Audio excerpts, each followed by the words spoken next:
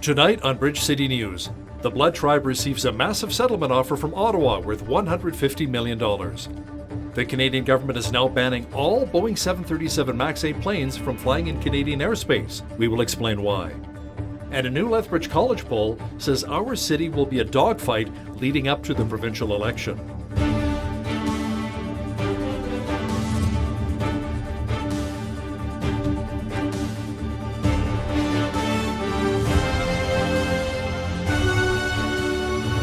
Thanks so much for joining us.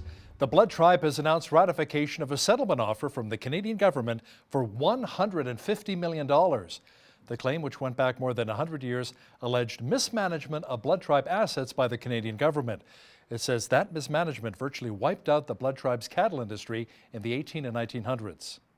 During those years, Indian Affairs leased out most of the Blood Tribe land. They leased it out to non-Blood Tribe members. And there was also overgrazing on the land, and then there were several bad winters that the tribe encountered that they lost a lot of the cattle as a result, because Indian Affairs were not taking care of them properly, including during those winters. So the tribe suffered a loss. The claim was initially filed in 2000 and was accepted by the feds in 2011. It was then renegotiated between 2013 and 2018. It is expected each band member will receive $2,000, with the remainder used for capital projects. The Blood Tribe's lawsuit over the claim will officially be withdrawn. Ottawa has also reached a proposed settlement with former Indian Day School students that would compensate survivors. Crown Indigenous Relations Minister Carolyn Bennett called the proposed agreement a historic step toward reconciliation. The Aboriginal community says Canadians need to hear their stories. Our stories are being told. Our stories will be understood. It gives an opportunity for the truths to be told. Unlike the residential schools, whereby the survivors, their stories were rated and they were not believed. The difference here with this process of Indian Day schools is that we will tell our stories, our voices will be heard, and they're not going to be graded or rated from a 0 to 10. It's really up to the survivors to have the opportunity to tell their stories. This is a matter of, I think we all know, none of us learned any of this in school. I was elected in 1997. Nobody knew. I don't think anybody knew the last residential school closed in 1996. This is for all First Nations, Inuit, and Métis in Canada. And as you know, with the residential school, we went forward with the Anderson settlement and the Prime Minister's apology there. But this is, I think, as you heard from the survivors today, it was very important for them that everybody be included in this, and that we have learned from the residential school settlement agreement that we can do better. The Canadian government has decided to ground all of its Boeing 737 MAX 8 aircraft. It will also be banning the jet from its airspace until further notice. The ban is in relation to the Ethiopian Airlines crash, which killed 157 people, including 18 Canadians. Transport Minister Marc Garneau says the ban includes both domestic and foreign planes flying in Canadian airspace. As a result of new data that we received this morning and had the chance to analyze, and on the advice of my experts, and as a precautionary measure, I am issuing a safety notice. This safety notice restricts commercial passenger flights from any operator of the Boeing 737 MAX 8 or MAX 9 variant aircraft, whether domestic or foreign, from arriving, departing, or overflying Canadian airspace. This safety notice is effective immediately and will remain in place until further notice. The new information, I hasten to say, this is new information that we received and analyzed this morning, comes from validated satellite tracking data suggesting a possible, although unproven, similarity in the flight profile of the Lion Air aircraft, and I caution that this new information is not conclusive and that we must await further evidence, hopefully from the voice and data recorders. Many other countries have already banned the aircraft from their airspaces, including the UK, the European Union, and Australia, over growing safety concerns. Air Canada currently has 24 Boeing 737 MAX 8s in their fleet. WestJet has 13, and Sunwing has 4. Passengers arriving in Halifax on an Air Canada flight from London gave mixed reactions about flying on the Boeing 737 MAX 8 aircraft. A little worried, but once you're up there, there's nothing you can do, so there's no point to dwell on it too much. And I didn't want to say anybody else because I don't want people to panic. I think it's a whole lot of hype. You know, I think there's hundreds of thousands of planes that go, only one or two that crash. I think get a grip, you can die, walking out there to get your car. I'm waiting for my daughter Bryony, and the first time flying on her own, so I was on the phone to her before she departed this morning and trying to sort of, you nail this, you got this, you'll be fine, free movies away and you'll be good. And then I was checking, I wonder if it's a Boeing 737, and I'm glad I didn't search further because I would have been more nervous, because now when I got here, you guys are here and I'm like, oh really? Now they're suspending all the flights? And it's so sad for the people that, that lost their lives and the families. You're thinking of them, and then you hear about those 18 Canadians. Health experts will be the first to tell you learning CPR can save lives. In fact, learning the life-saving technique can triple survival rates for those under duress. BCN's Loris Alexander spoke with Nick Shafter, the owner of a health and safety company, about the importance of getting yourself CPR ready. Businesses across Lethbridge are learning how to save lives thanks to critical hazard, health, safety, and environmental services. Here to tell us more about the program and to teach me some much-needed training is Nick Shafter. 2,300 Canadians suffer from heart attack or stroke annually. Up to 70% of those individuals happen outside of a healthcare facility of some sort. Therefore, training, any form of training or knowledge in CPR or what to do in an emergency situation greatly increases their chances of survival. Hands-only CPR saves lives when an average person is forced to act. Hands-only CPR was brought in for a number of reasons. One of the reasons was some people have hesitation about helping an individual because of a possible contact with a disease or an ailment. Another reason is some people forget the training, so they're hesitant to help based on some of the things they've forgotten to do in the past, and some people just don't have the training. So hands-on CPR helps and aids with that, giving even somebody with no experience or knowledge tools and resources to use to help an individual in need.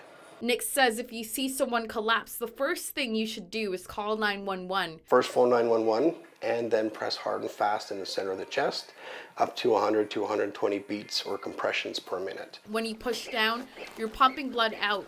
When you come back up, it allows the heart to fill. The overall goal is to circulate blood throughout the body. So when we do that, or one of the ways we do that is by ensuring that we push hard and fast in the center of the chest. Fear of making a mistake should not be a hindrance. The Good Samaritan law minimizes the rescuer's liability. The Good Samaritan's Act in Canada is actually known as the Emergency Medical Aid Act in Alberta. And what that act does is it helps, or its goal is to stop people from hesitating to coming to help for fear of being sued or reprimanded for their actions. Nick says you can use the beat of the Bee Gees song Staying Alive to achieve the right rhythm. For Bridge City News, I'm Loris Alexander. Lethbridge City Hall held an open house yesterday to discuss current and future projects. Among those is a new fire hall, updated bicycle bylaws, and vision loss simulation. BCN's Loris Alexander has the details. After almost 33 years, the bicycle bylaw will be updated, promoting healthy living and a greener environment. So our cycle bylaw is dated rather. It was last updated in 1986, and things have changed a lot. Now more and more people are cycling now for various reasons, like commuting, for health reasons, and so on. And in our city transportation plan as well, we are trying to promote cycling as an alternative mode of transportation.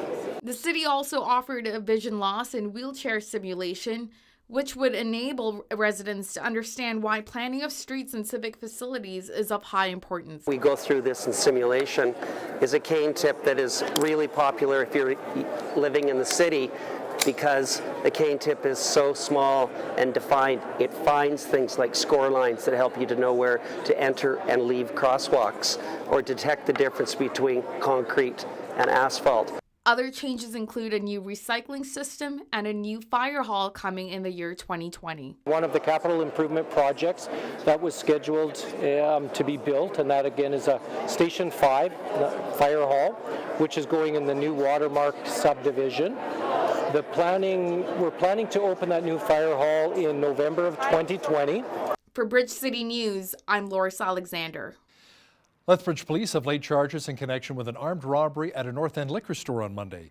37-year-old Garrett Shane Williams of Lethbridge is charged with aggravated assault and robbery. He'll appear in court on March 30th.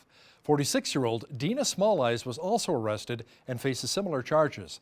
The investigation is ongoing to identify a third suspect. Executive Director of Sports and Recreation at the University of Lethbridge, Ken McInnes, calls the U Sports Men's Hockey Championships our Stanley Cup. The 8-team tournament will welcome coaches and players from across Canada. The Pronghorns are excited and ready for tomorrow's matchup against the Alberta Golden Bears. Everybody is just excited to soak in the whole thing and continue to play our best, and we feel our best game's still in front of us, and we hope that's going to be tomorrow. We know Alberta well. Having played them, this will be our 5th game against them. I don't think they know us well, so there's not going to be a whole lot of secrets. We're healthy, and that we feel is an advantage for us, and we're motivated and excited to perform well in front of a home crowd. For one Pronghorns player, this national tournament means more to him than what happens on the ice. Ainsley O'Reilly explains how Pronghorns pride is generational. For Sam McKechnie, Lethbridge is where it all started. He was born here, raised here, and began playing hockey right here in town. I know the Lethbridge community is a really great hockey community, so we're all really looking forward to this weekend. His father's no different. 25 years ago, the U of L Pronghorns won the national championship, and Sam's dad was on that team. A good alumni on that team that'll be out here supporting and watching, and we have a few other guys on our team too whose parents, Blake Orban, his dad played on the team back in the day, and Russell Maxwell's father played on the team before it was even the U of L Pronghorns. So we're really looking forward to play in front of great alumni and have a lot of fun. It's definitely, I guess I could say, in my blood, and I know my sister went to U of L, and really looking forward to playing here on Thursday. I'm a father myself, and if I was in their shoes, it would have special meaning for sure. So I'm sure they're as much as everybody's excited, I'm sure there's a little more excitement there in their households. The home team Lethbridge Pronghorns are ranked 8th in the tournament. They'll be taking on the #1 seeded Alberta Golden Bears Thursday night at the NMAX Center, 7 p.m. The lower bowl is already sold out. For Bridge City News, I'm Ainsley O'Reilly. While many Albertans feel the United Conservative Party may win a majority this spring, there are some ridings which are not a sure thing for the party. You can include the City of Lethbridge in that. A recent study by Lethbridge College says citywide support for the UCP has dropped to 33% over the past year. In early 2018, it was around 44%. NDP support is up, but overall it's still at just 23.5%. The Alberta Liberals are also doing better with close to 13% of the vote. A big battle is also shaping up in Edmonton, where the UCP only lead the NDP by 2 points, 41 to 39%. The UCP seems strongest in Calgary with 60% support. Albertans will be going to the polls on or before May 31st. The provincial government is forking out $100 million to kickstart new green transportation projects. They will include a truck which can do long hauls, delivering net zero greenhouse gas emissions. The project is being developed by the Alberta Motor Transport Association. The province is funding 16 projects, which it says will create an extra 114 jobs. Another project will see the City of Edmonton test out a new charging system to transition buses from diesel to electric. 50 people were charged in a scheme in which wealthy parents allegedly bribed college coaches to get their kids into some of the U.S.'s most selective schools. Some students are expressing outrage. To be honest, it's awful. It's sort of a disrespect to my hard work that I put in, because, I mean, just because you're rich doesn't mean you can do whatever you want, right? We've all worked really hard here, managing school and soccer, which is like really tough. And, you know, just like paying your way through to get in is like definitely unfair. I think there absolutely are victims. I think it's any student who deserved to get in, who worked really hard. If I heard that someone do not enter USC without any preparation or the fake grades, it's quite unfair, I think. A 3-story school building collapsed in Lagos, Nigeria, while classes were still in session. Rescuers were seen carrying children out of the rubble. Building collapses are far too common in Nigeria, where new construction often goes without regulatory oversight. It is not yet known how many children were pulled from the rubble and how many may have survived. Venezuelans living in the United States react to the ongoing political turmoil in their country and the Trump administration's decision to pull out U.S. diplomats from its embassy in Caracas. They have to decide if they want to live or they want to die. If you want to live, you have to go. If you have the chance, you have to go. You have to enter with a code.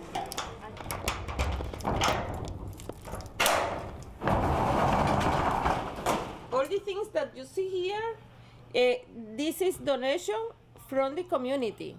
The community in South Florida is trying to help in any ways to the Venezuelan newcomers in need. This morning I was talking with my sister. My sister said, I have 3 days without water. It's terrible. Maduro needs to go. Everything I think since I wake up every morning is, how is my family? How is my cousin? How is my sister? It's always like I am here, but my heart is in Venezuela.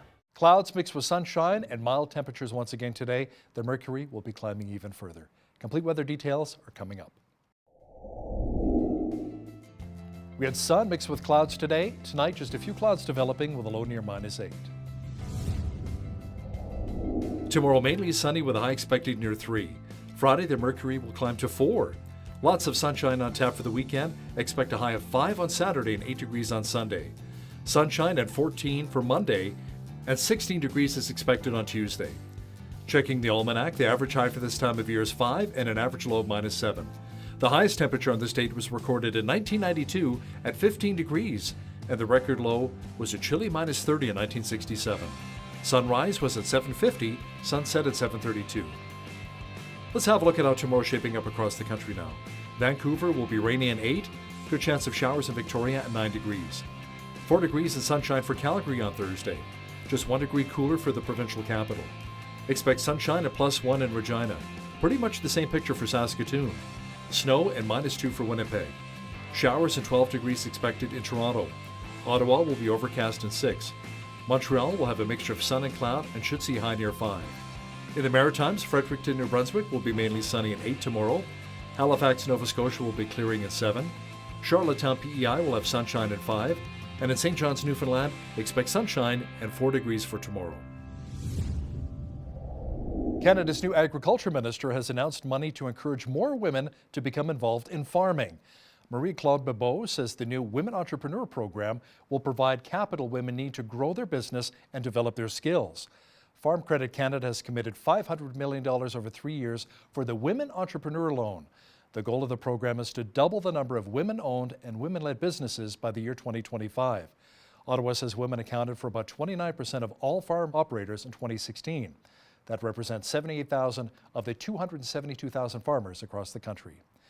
Canola farmers in Saskatchewan are demanding Ottawa do something about the trade dispute with China that is affecting some of their canola exports. The subject was brought up at the recent Saskatchewan Association of Rural Municipalities Convention in Saskatoon. The group's president says China's decision to restrict sales from Winnipeg-based Richardson International has negatively affected prices and created market uncertainty. Canada exported $3.6 billion worth of canola seed, oil, and meal to China in 2017. The parent company of Safeway and Sobeys grocery stores says its adjusted net earnings fell 19% in the third quarter. Empire Company has reported adjusted profit of $72.9 million or 27 cents a share. That includes estimated labor buyout and store closing costs in British Columbia. It says if those costs were excluded, the adjusted profit would have been 39 cents a share. Revenue also rose $420 million to $6.45 billion in the third quarter. That includes the consolidation of Farm Boy operations following the purchase of the 26-store Ontario chain last year. A U.S. rail terminal monitor says crude by rail shipments from Western Canada fell to their lowest level in 9 months. Genscape reports that loadings last month were about half of the 281,000 barrels it recorded in January. The fall-off came thanks to oil production cuts by the Alberta government, which reduced the price differential for Western oil. Imperial Oil says the higher Canadian oil price also reduced the profitability of shipping oil by rail to win better prices on the U.S. Gulf Coast. Now, here's a look at today's markets.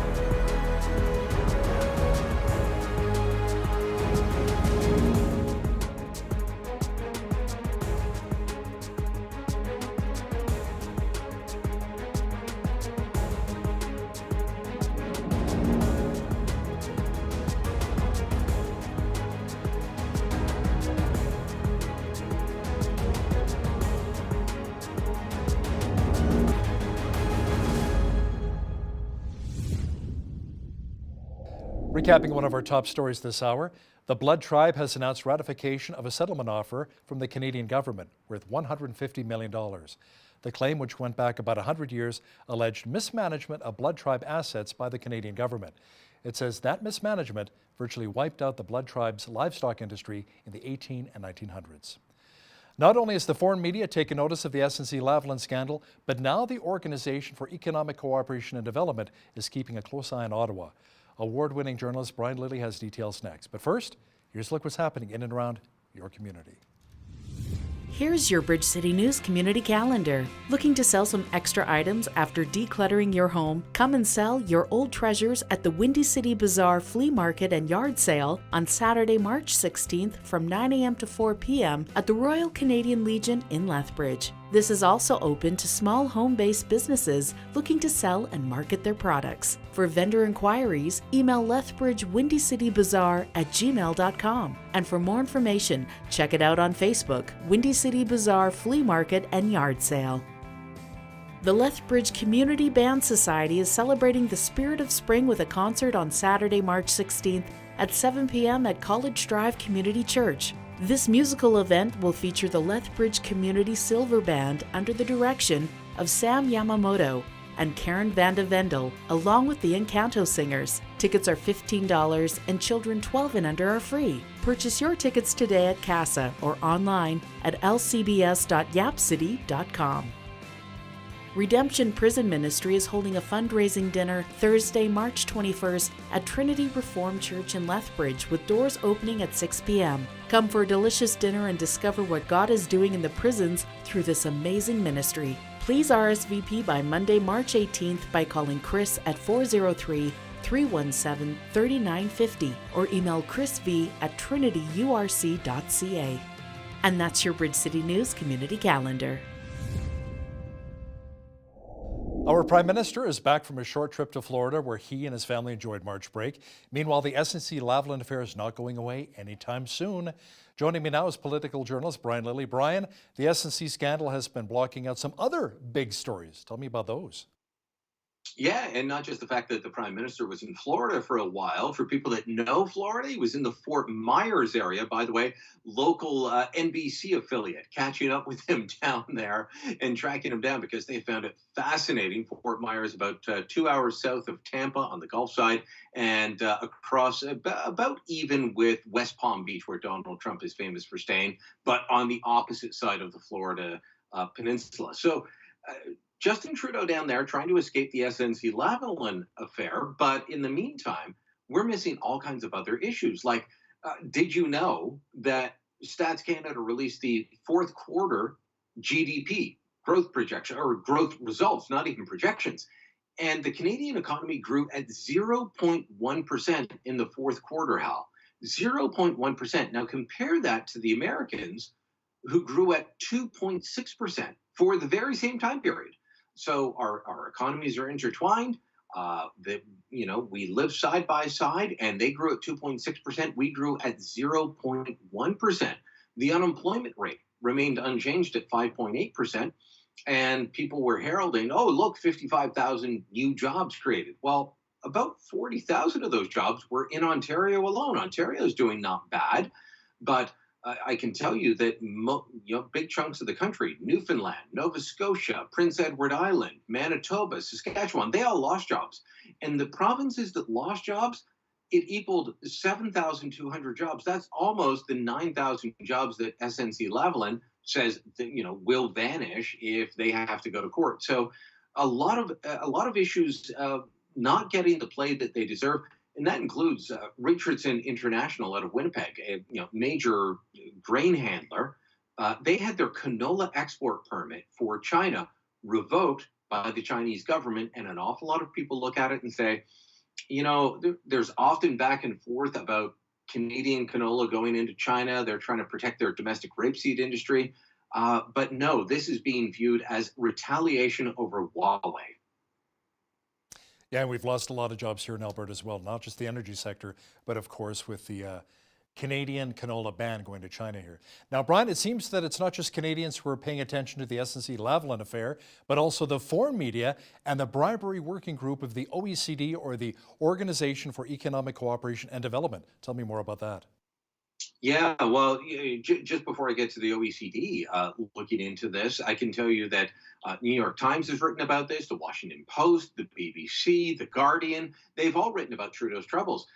I personally have been contacted by radio shows in the United States, syndicated radio shows across America, in New Zealand, by the BBC, asking me, can you come on and talk about this? We're interested in finding out. Let me tell you, I've been at this a long time, Hal. That does not happen all that often without some dramatic event happening in Canada. This, tell me about your prime minister. That's not a usual question from foreign media. But now the OECD, their bribery working group, issued a statement on Monday of this week saying, we're monitoring what's happening between the Trudeau government and SNC-Lavalin, and we're interested in it. We will continue to monitor and look into this. This is the OECD is about 36 countries, major economies around the world, and they've pledged to provide data, follow certain guidelines, all about improving economic cooperation and development, as the name would allude to. But also, as I said, they've agreed to certain principles, and one of them is making sure that bribery and corruption is not a normal part of business. Now, their bribery working group is saying, we're monitoring what's happening in Canada. We're watching it closely. Shouldn't that be a wake-up call for all Canadians that don't think that this is an issue, that think that this is just the way business is done? It's not the way business is supposed to be done. And the fact that an international body is monitoring this should be cause for concern for all Canadians. Now, one of the main talking points from Prime Minister Justin Trudeau is that if SNC-Lavalin faces prosecution, then the company could move or even go under, resulting in the loss of the 9,000 jobs you were talking about. But Brian, many experts say that's not necessarily the case. That may not be true. Look, I've looked into this myself. Economists have looked into it. Ian Lee from the Sprott School of Business at Carleton's looked into it. Lots of people have looked into it and said, this doesn't add up. As I mentioned, we lost 7,200 jobs in the provinces that lost jobs in the last labor force survey. That's almost the equivalent of SNC. Beyond that, when it comes to this company in particular, yeah, there would probably be some executives that would lose their jobs. Let's say the company, worst case scenario, the company goes under because they're prosecuted and convicted on these bribery and corruption charges. I don't think they would go under even if they were convicted. But let's say they did. The head office jobs with the executives might disappear. But what about those engineers? What about those construction workers? Would they continue to be employed? Absolutely. And this is what the experts are pointing to. They say, look, SNC-Lavalin has a large backorder catalog of projects they have to finish. They are about to be awarded, just by way of example, the second phase or part of the second phase of light rapid transit in the city of Ottawa. They're part of the first phase. They're going to get the southern expansion of the LRT project. That is a multi-year project that they're going to have to hire workers for. Most of the people that work for SNC-Lavalin, by the way, don't do so on a full-time basis. They are tradespeople that are called up because a project is, greenlit, it's funded. the company goes ahead with building it, and these people end up getting jobs. Those are the people that you have to worry about. And guess what? If SNC goes under, well, it'll be PCL out of Edmonton or Ellis Dawn out of Toronto that pick up the slack. Companies like that will step in and say, okay, you've got a big infrastructure project. We're able to handle that. We can do it. Let's get with it. Our Prime Minister had to deal with another headache recently in what a Liberal MP revealed about Trudeau's harsh treatment of her. And Brian, this has not been keeping with his feminist image.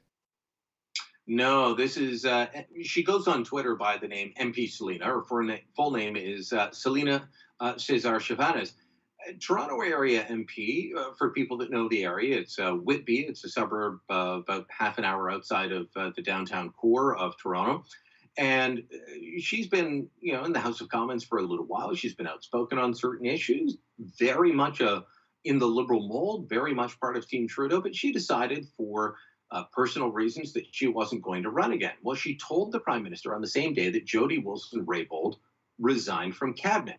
And according to her account, he was furious. He was berating her, saying, don't you understand all the things I've done for you? Don't you get that you can't do this? I can't lose two women of color on the same day. The PMO pushed back and said, oh, no, that's not true. That didn't happen. Well, she put forward her husband, who said, well, I was in the room. I could hear part of the conversation through the cell phone. That is very much what happened. So there's a back and forth, including from some Liberal supporters who say, oh, now we have to ask what the husband thinks? Well, no, we're not asking what the husband thinks. The husband was a witness to one half of this call and could hear the other side of the call. MP Selina Cesar Chavannes says that she approached the Prime Minister after that. There were a couple of interactions after that to try and apologize, to try and make up. And he was still harsh.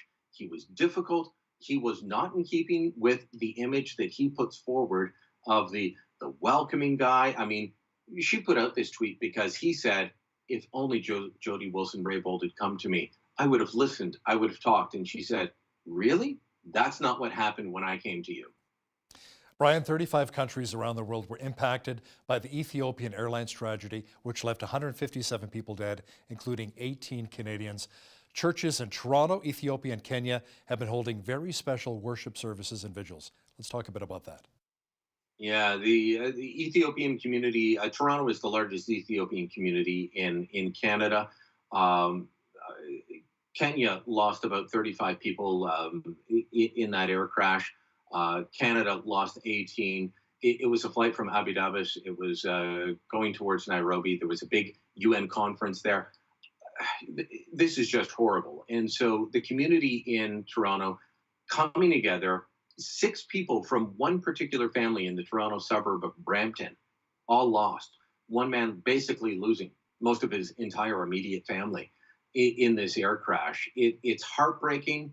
A large Orthodox Christian community out of Ethiopia. In Kenya, it tends to be a bit more on the Catholic side, but in both, there's also the evangelicals. All of them coming together, having prayer services, offering up prayers of sorrow. It's heartbreaking to watch, quite frankly, Hal, and it's led to a lot of questions about the issues of the plane. I know we'll get to that in a minute, but so many Canadians lost in that, and some just going to a United Nations conference on the environment, others going to visit family, others going, there was a Carleton professor from the Carleton University in Ottawa. So many Canadians lost in this. Very, very much a heartbreaking story. Yeah, Edmonton mom and her 5-year-old daughter, Sophia, also lost. Our prayers definitely going out to all of the families impacted by that terrible tragedy. Brian, a recent report by the Fraser Institute says Canada's economy and its competitiveness is being hurt by high income taxes. Yeah, this is an ongoing problem for the Canadian economy, is that, we talked about the hits that we're taking in terms of the, canola export permits or the job losses. And those tend to be people at the lower end. Well, people at the higher end are being chased away, whether it's through surtaxes. In Ontario, we've got them. I believe that the Notley government in Alberta brought one in not that long ago. You went from the flat tax to a multi-tiered tax. in New Brunswick. In the last federal election, New Brunswick is so bad that in the last federal election, Thomas Mulcair, the leader of the Socialist Party, the leader of the NDP, was warning, you can't have taxes this high on people or you will chase away doctors and investors and everyone else that we need to help run the economy. And unfortunately, over the last several years, there's been this Occupy mentality. Do you remember Occupy Wall Street? Well, it's basically become Occupy Canada. And there's this Occupy mentality that says, well, if we just soak the rich, we'll get enough taxes. At the federal level, Justin Trudeau tried this. He brought in $1 billion less than projected because, well, people with money have access to accountants, tax experts, lawyers that they can turn to and say, look, I'd rather pay you than pay the taxes. What can you do for me? They pay the lawyer or the accountant a certain amount and they get to keep more of their money and they figure out a way to do it and it's all legal. It's not illegal, it's legal. But unfortunately, Justin Trudeau's gone on this vein. Kathleen Wynne and the previous Ontario Liberal government's gone on this vein, Rachel Notley and governments, provincial governments, especially across the country.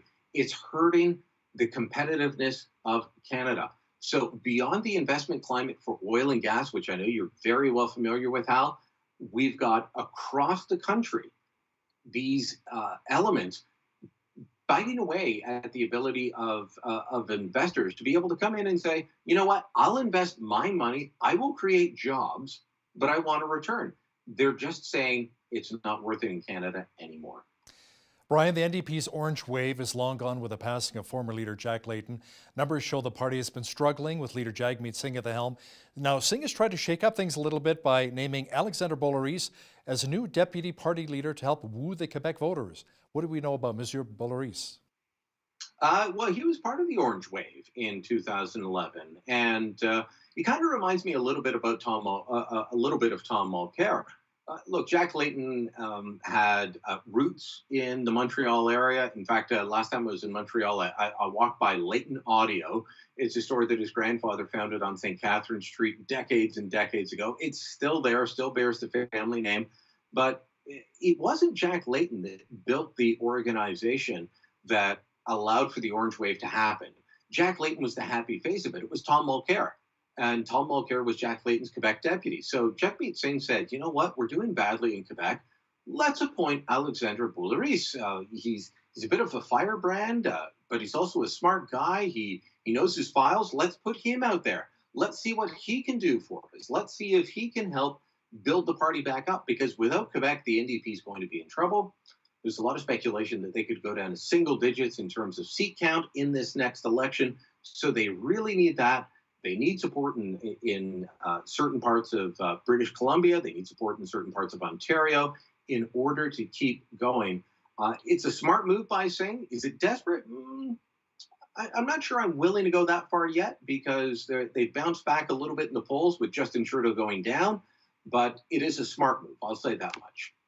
Omar Khadr is in the news again, but this time for buying a mini mall in Edmonton worth $3 million. Let's chat a bit about that. Yeah, when was the last time you paid $3 million for a mini mall in Edmonton, Hal? In cash. And that's what the records show with Omar Khadr. He formed a corporation with a friend of his. They're the only two directors. They bought this thing with cash. So all the speculation that he didn't actually get the $10.5 million, yeah, no, he got the $10.5 million and he's investing it. So is it a smart investment? I know people with that kind of money and they've put it into similar types of properties. So maybe it is. But I'll tell you this, politically, it doesn't help Justin Trudeau. It reminds people of the fact that he gave this guy $10.5 million without a court order telling them that he had to. Trudeau just kept saying, well, if I don't, the courts will order me to. Okay, well, wait for the courts to order you to give the guy the money. He didn't wait for that. He gave him the money right away, $10.5 million. You know, I've even heard that his lawyer was paid off handsomely as well, that Khadr has the money socked away in different investments. These are things I can't prove, but there are the documents out there to prove that the Khadr and a friend bought this mini mall, a strip mall in Edmonton, for $3 million cash. Unbelievable. And we certainly know where he got the money from. Award-winning journalist Brian Lilley joining me once again from Toronto. Thanks so much, Brian. Thank you, Hal.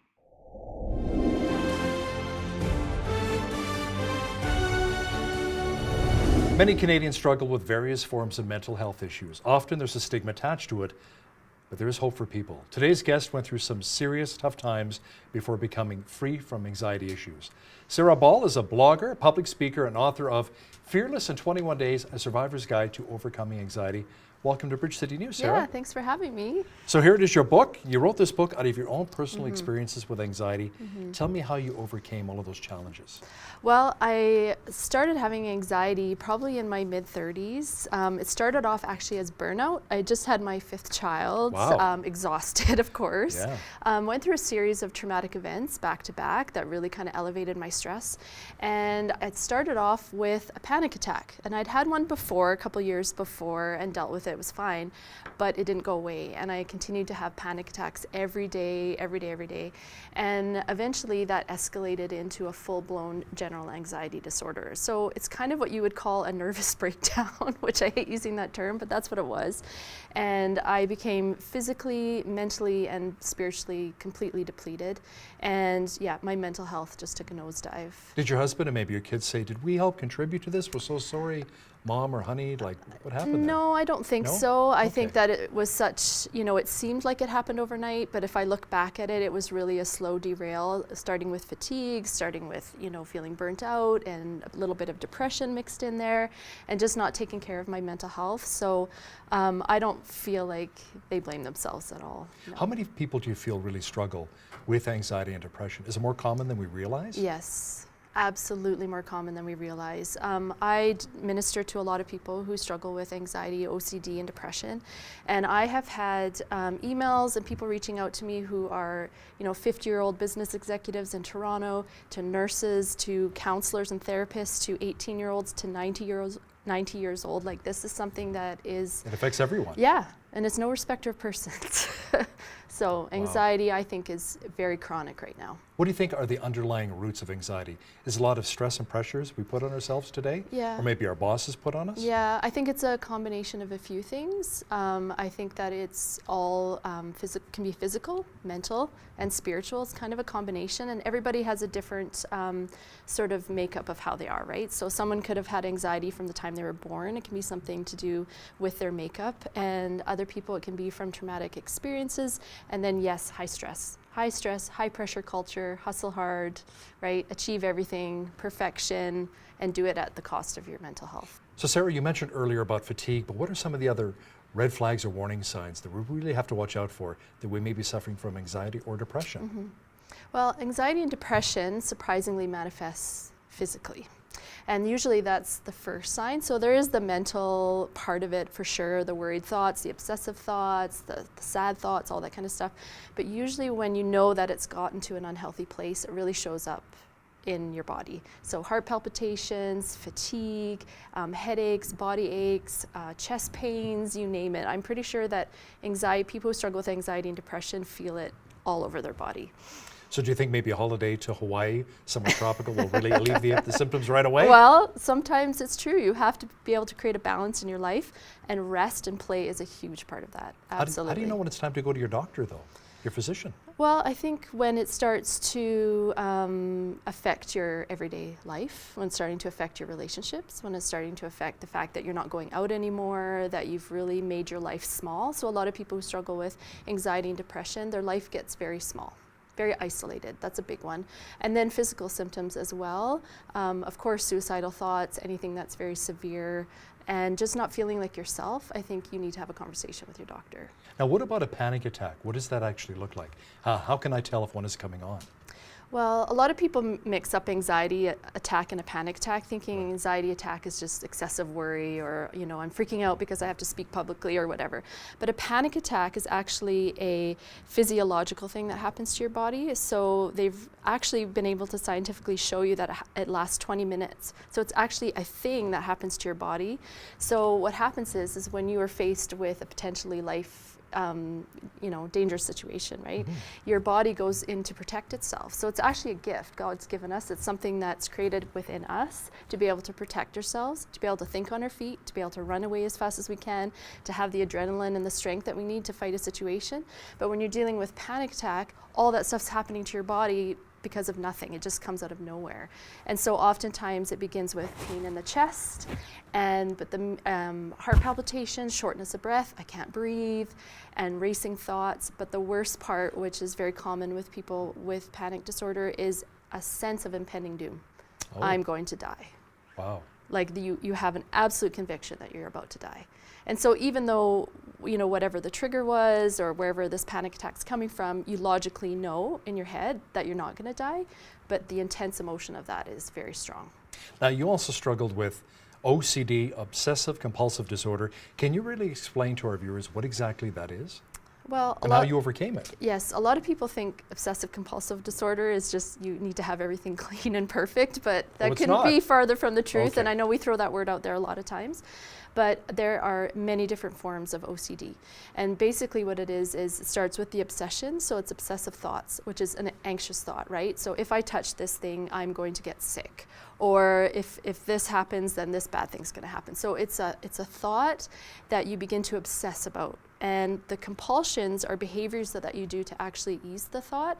So where you get the excessive hand washing. So I'll touch something, I have a thought that I'm going to die, I might get sick. And so if I go to wash my hands, it doesn't feel better. So I wash my hands twice. Then I wash my hands 3 times. Then I wash my hands 5 times. Wow. And then at the 5th time, or however long it takes, I start to feel better. That creates a pattern. So then you're like, in order for me to ease the anxiety, I have to wash my hands 5 times. For me, what I struggled with was harm OCD, which isn't spoken about much. It's one of the most common forms of OCD, which is actually sheer terror and anxiety about hurting yourself or someone you love. Now, in your study and your research, dealing with a lot of these different conditions, whether it's OCD or anxiety and depression, was there ever any talk of maybe minerals and vitamins helping as well, or supplements to try and help you get back on track? Well, physically? I think that's part of it. I never really discovered any specific thing. And I think a lot of people who struggle with anxiety go down this route of trying to heal it through the body, which is a huge part of healing. And anyone who's going through it, you have to talk to your doctor. You need to get your blood tested, all those stuff, because there definitely is a lot of medical conditions that can really bring on anxiety and high adrenaline and stuff like that. So it's really important. But it's a balance. And so it's really important. Exercise is really important. Eating well is really important, and taking care of your mental and spiritual health as well. How about antidepressants? How much of a role would they play, do you think? I think that with antidepressants, I'm not a doctor, but with antidepressants, when it comes to depression, it can actually help heal depression. It can actually help boost your serotonin levels and get you kind of on a right path. With anxiety, it does not. It just sort of masks it for the time.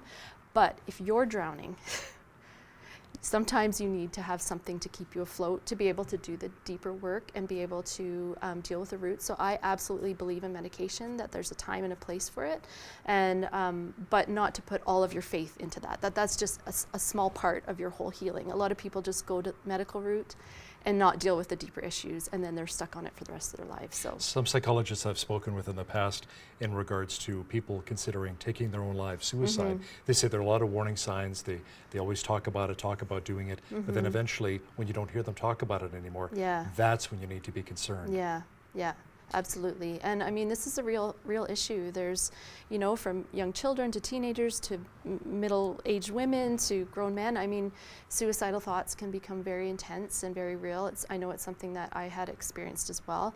Very terrifying for the person who has experienced it.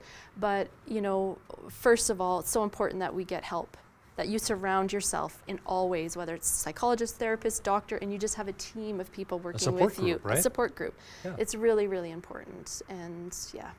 It's interesting too, a lot of the psychologists I've interviewed in the past, they say the person who's considering taking their own life, you say, well, that's being very selfish. You can leave your wife, your kids behind, your friends, your parents. They don't think about that. No. It's very self-absorbed, They're self-centered. thinking of the pain. The pain. They just want it to go away. Not necessarily the consequence, but the pain and the emptiness that they feel. Absolutely. So how much of a difference does it really help to have maybe somebody go alongside with you in the journey, maybe an accountability partner or a good friend that understands and knows exactly where you came from and where you're headed? Well, one of the first things my doctor said to me is the 2 things that work more efficiently than medication is exercise and community. That those two things have been shown and proven to actually help mental health more than anything else, even more than medication. So it's absolutely vital that you have a community and a support system. And not everybody has, because there is a stigma attached to mental illness. Not always spouses really understand or friends really understand what you're going through. This is something I experienced. My husband was an amazing support to me, but I did have some people in my lives that didn't understand it and just said, well, stop thinking about it then. We'll just, you know, snap out of it, because they were used to me being strong. Snap out of it. They weren't used to me being like that. This was something very different for them to see me go through this. Well, let me ask you, Sarah, what things should we say and not say to somebody who may be going through that journey of depression and maybe even suicidal thoughts? Well, absolutely. Snap out of it. Do not say no. just stop thinking about it, because they Right. can't. It's a mental illness. That's like trying to tell someone with diabetes, just stop, you know, Yeah. stop being sick. I mean, you can't do that, right? Stop eating lots of pies and cakes. Yeah, That's- exactly. yeah, my So I think the most important thing is to, I always say, is to ask them, what can I do? And if you're the one struggling, to articulate what it is you need. This doesn't help me, this helps me when you say this. And to help them get out of their head, to have a safe place to share really uncomfortable and scary thoughts that might seem ridiculous to you, and you might go, oh my gosh, that's ridiculous, but to them it's so absolutely real.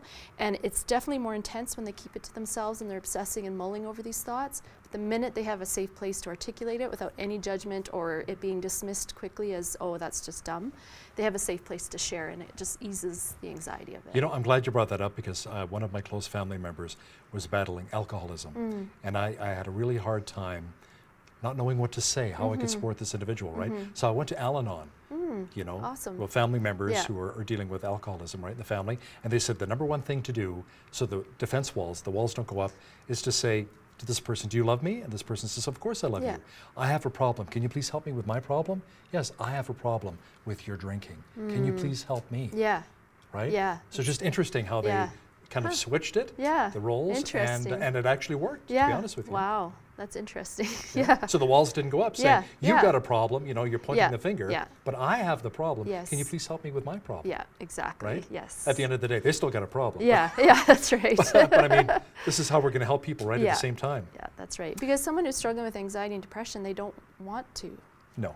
If they could just stop, they absolutely would choose to not. And don't they right? have to almost hit rock bottom and say, you know what, I realize that I have an issue in my life that needs to be addressed?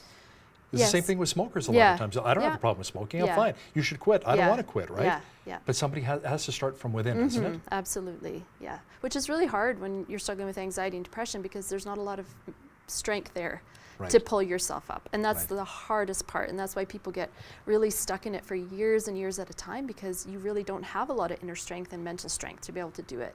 And so I really believe that there are tools and there are ways to actually rewire and renew your mind, and disciplines that we can take that are really difficult in the beginning, but actually make a huge difference. Yeah. So Sarah, how were you finally set free? Well, definitely not an overnight experience for me. I felt like I needed to take the hard way out in order for me to be able to help others. So that's something I really believe. For me, it was really paying attention to all three aspects of myself: my body, my mind, and my spirit. I really needed to cut down on a lot of the reasons why I was taking on so much and doing so much and simplifying my life. Rest became a huge weapon for me, learning to rest, even if it was at the judgment of other people, that, you know, whatever. That was really important for me. Exercise was really important, and learning to take my thoughts captive, learning to understand, you know, why I was thinking the way that I did, learning to sort of have conversations with myself to help myself get out of it. So I did a lot of work, but for me, the very sort of defining moment of my whole healing, that continues to be my maintenance in every area of my life, is just being able to fall back on this foundation of the love of God. That's been huge for me, because oftentimes you'll find that people who struggle with anxiety, this theology is a little bit messy. Sarah Ball, blogger, public speaker, and author of Fearless in 21 Days, A Survivor's Guide to Overcoming Anxiety. Thanks so much for joining us here Yeah, on Bridge thanks City for News. having me. Appreciate it. On behalf of all of us here at BCN, I'm Hal Roberts. God bless, be well, have a great night.